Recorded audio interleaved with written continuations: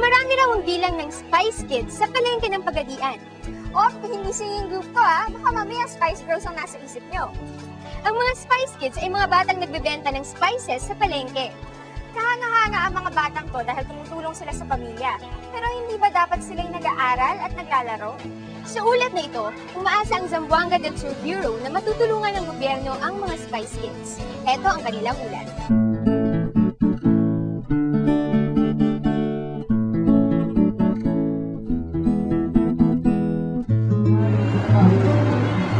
Madalas na akong napupunta rito sa public market namin sa Pagadian, Zamboanga del Sur.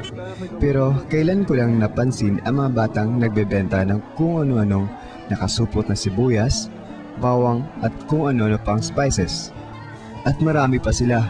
Ayon sa tanggapan ng City Market Supervisor, lampas 50 ang mga batang nagtitinda rito. Nasaan kaya ang mga magulang nila? Sa balay, baital bata. Sa balay. Nagtitinda ng kalamansi doon sa labas. Sabi ng mga batang nakausap namin, kailangan nilang magtrabaho para makatulong sa kanilang pamilya.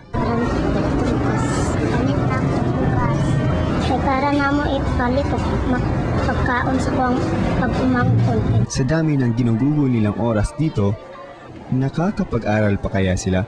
Hindi ka ma-absent?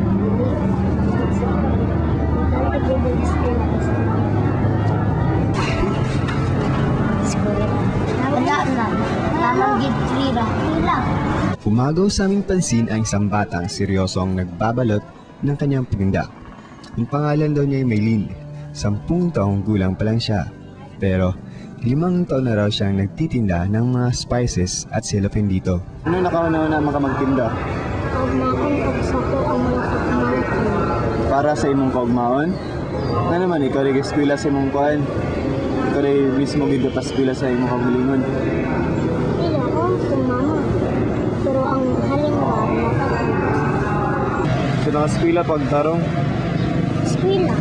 Nakakwentuhan din namin ang nanay ni Maylin, si Aling Ani. Kuan man, yara man nakabubuton nga maninda siya diri. Tapos sa klase, mauli siya sa merkado rin. Ako babantayon dari, ako manood sa liya.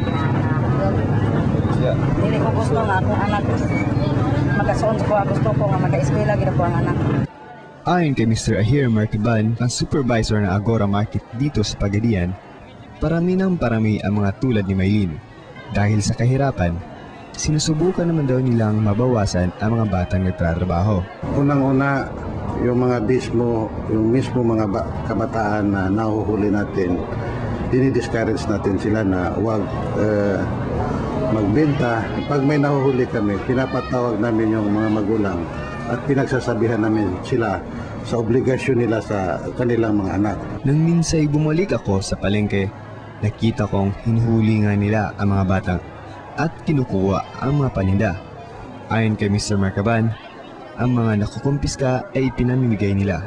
Kalimitan doon namin pinapadala sa City Jail at saka doon sa Lingap Center natin pinapadala.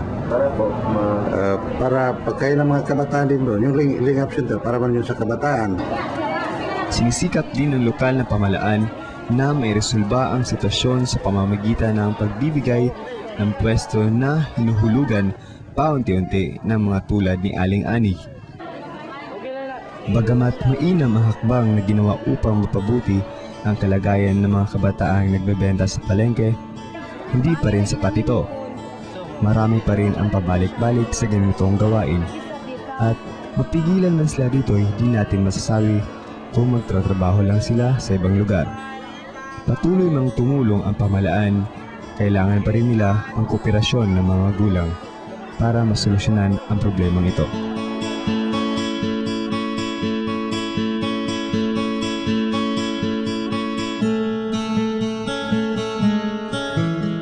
Ang Kabataan Express ay hatid sa inyo ng UNICEF.